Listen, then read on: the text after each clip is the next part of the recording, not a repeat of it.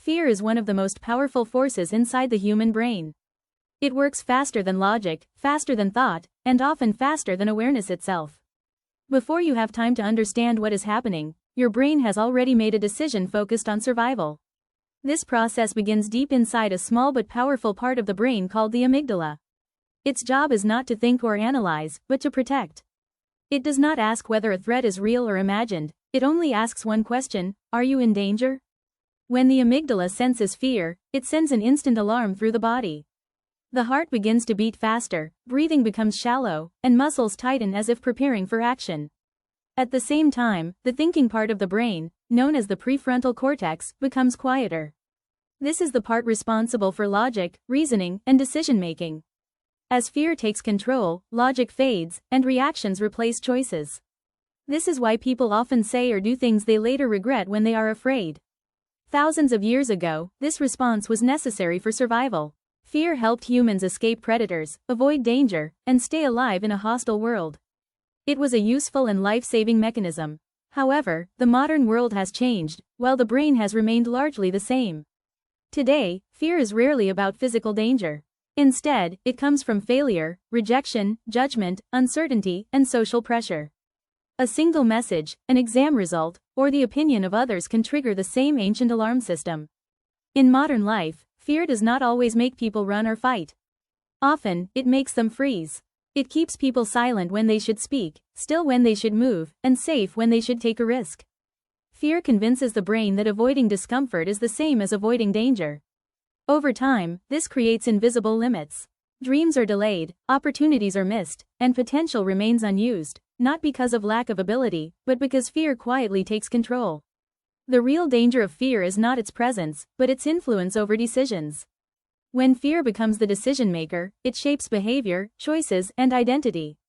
People begin to live smaller lives, choosing comfort over growth and safety over progress. Yet fear itself is not the enemy. It is a signal, not a command. It was never meant to lead, only to warn. The moment a person pauses, takes a breath, and observes fear instead of reacting to it, control begins to return. Awareness activates the thinking brain again, restoring balance between instinct and reason. Fear loses its power when it is understood rather than obeyed. In the end, fear will always exist, but it does not have to control life. When fear is faced with clarity and calm, it becomes a guide rather than a prison. Control fear, or fear will control you.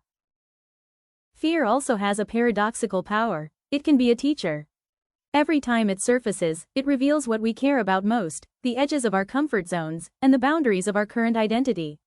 While it can feel like a wall, it is often a signpost pointing toward growth.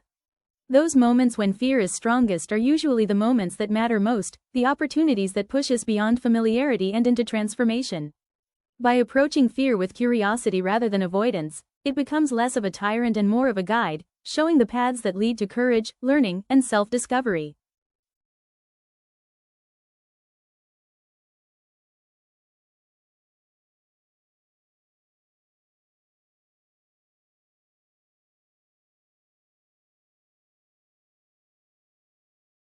Fear is not always loud or dramatic. Often, it whispers. It shows up as hesitation, doubt, or that persistent inner voice questioning every choice. These quiet forms of fear are just as powerful as sudden panic. They shape habits, decisions, and self-perception over time. The small no's we tell ourselves each day accumulate, creating invisible fences that limit what we attempt or believe we can achieve. Recognizing these subtle fears is the first step toward breaking free from their quiet grip. Fear can also influence how we see others. It can make us judgmental, defensive, or overly cautious in relationships. When fear dominates, it erects barriers between people, discourages vulnerability, and encourages isolation. Conversely, when approached with awareness, fear can foster empathy. Understanding our own fears allows us to relate more deeply to the fears of others, building connection rather than division.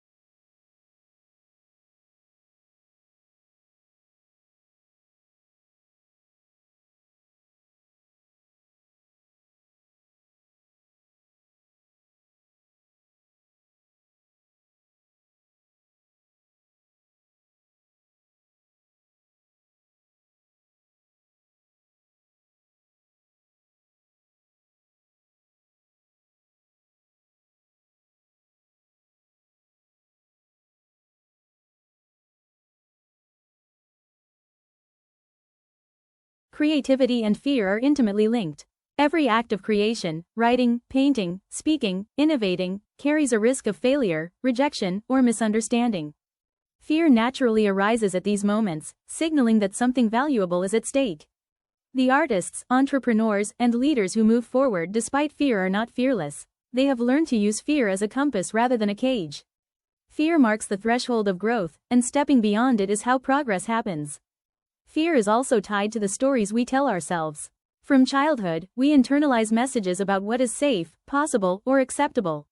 Over time, these narratives create invisible chains, convincing us that certain paths are too risky or that our desires are unrealistic. Yet these narratives can be rewritten. By questioning the truth of our fears and challenging the assumptions behind them, we reclaim the power to choose how we respond, instead of being unconsciously led by old patterns. At times, fear is a call to pause and prepare, not a signal to retreat.